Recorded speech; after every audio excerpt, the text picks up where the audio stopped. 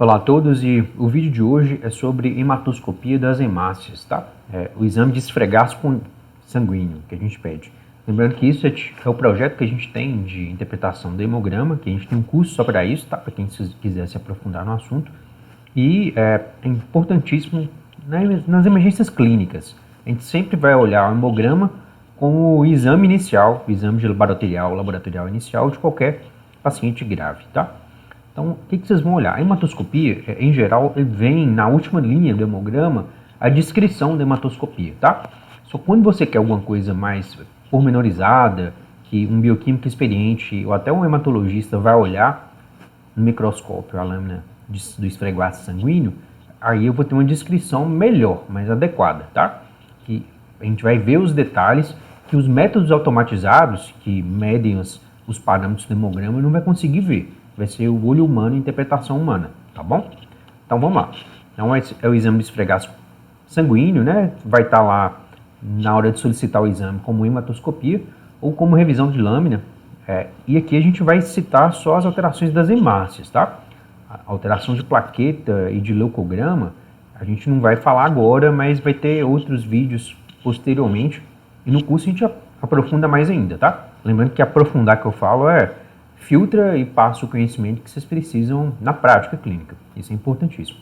Então é o exame de esfregaço sanguíneo, um método rápido, barato e disponível, tá? Sem nenhuma tecnologia, só alguém experiente mesmo para dar essa descrição. E detectar aspectos atípicos, tá? De diversas doenças hematológicas. Aqui a gente fala hematológica, mais por causa da referência que traz assim, só que em todos os aspectos, em todos os tipos de doenças e sistemas, o hemograma vai estar alterado. E muitas alterações de revisão de lâmina, de hematoscopia, acontecem em outros tipos de doenças, em doenças reumatológicas, dentre outras, tá? Em doenças infecciosas como sepsis, e nós vamos descrever nos slides futuros aqui próximos, tá bom? Então é isso.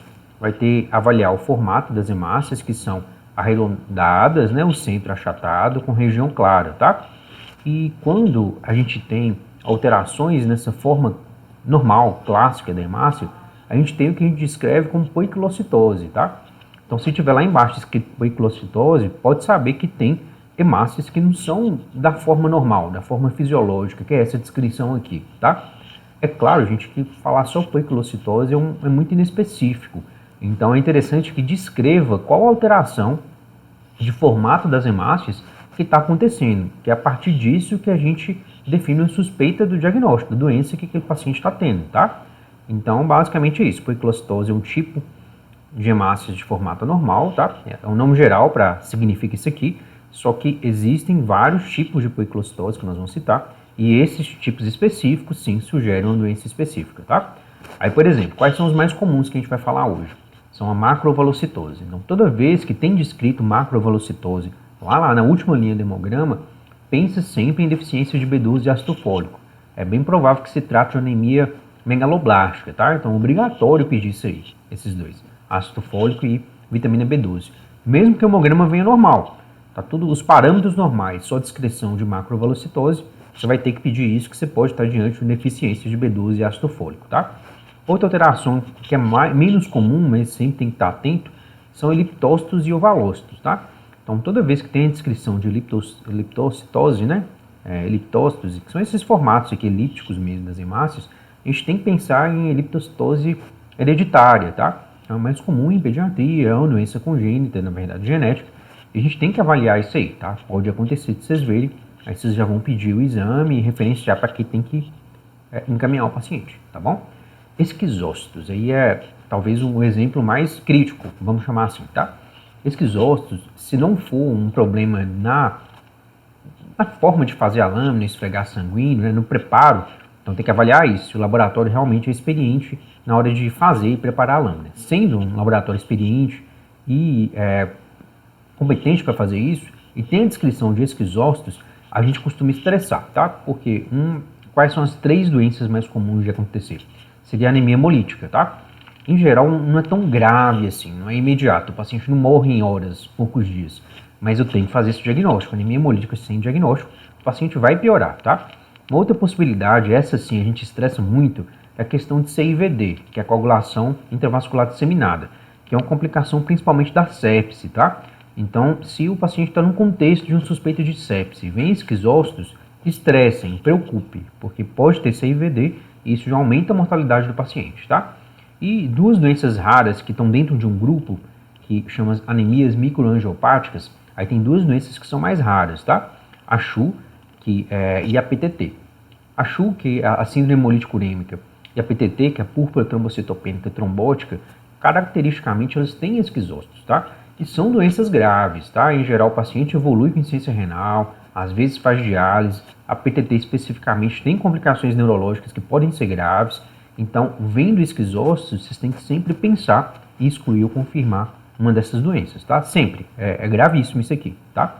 Então, isso aqui talvez seria uma das alterações na hematoscopia que a gente dá mais importância clínica, tá bom? Dacriócitos. Então, tem várias alterações, tá? Mas a principal seria uma condição hematológica que chama mielofibrose, tá? Então, toda vez que tem dacriócitos, que são hemácias em formato de lágrima, igual vocês estão vendo aqui nas setinhas pretas, a gente tem que pensar em mielofibrose e, em geral, a gente referencia sim para o hematologista, tá? Para continuar a investigação e conduzir o paciente depois disso. A outra seria esferócitos, tá? Que é hemácias em forma de esferas, que é comum realmente na anemia hemolítica. Então, se tiver essa descrição, pense em anemia hemolítica e comece a investigar, tá?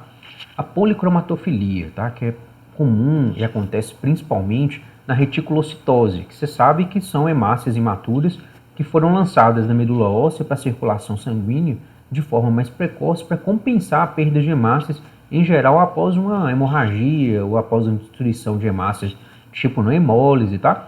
E por ainda ter restos de núcleo nos reticulócitos, a hemácia fica com esse aspecto de policromatofilia, tá? Então, se tiver essa descrição, policromatofilia, pensar sempre em reticulocitose, que é mais comum nas anemias agudas, ou por hemorragia, que é o mais comum, ou então por hemólise aguda, tá bom?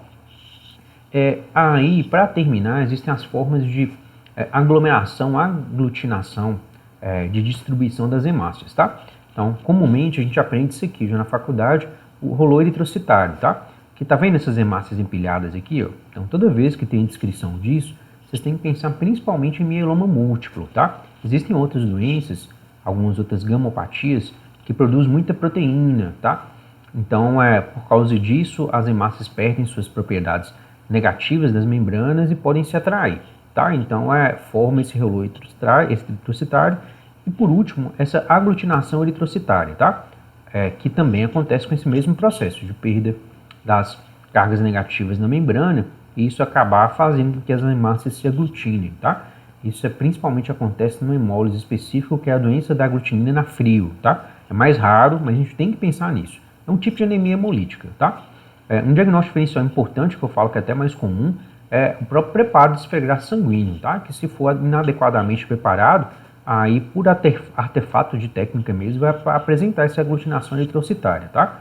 Mas sendo um laboratório confiável, experiente, é improvável que isso aconteça, tá bom? Então, basicamente é isso.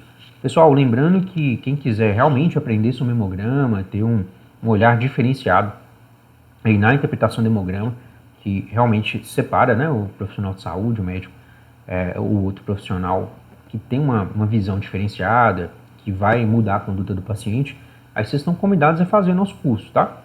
O curso realmente aprofunda, tem muito mais aulas voltadas para isso e você pode entender muito melhor, tá? Então, vai lá, acesse no Instagram, @glicosilando, vocês vão ter acesso, tá? Tem uma forma de conseguir o curso. Ou então, eu vou deixar aqui debaixo, na descrição do vídeo, o link, que vocês podem ter acesso para quem tiver interesse. Então é isso, bom plantão e bons estudos, principalmente.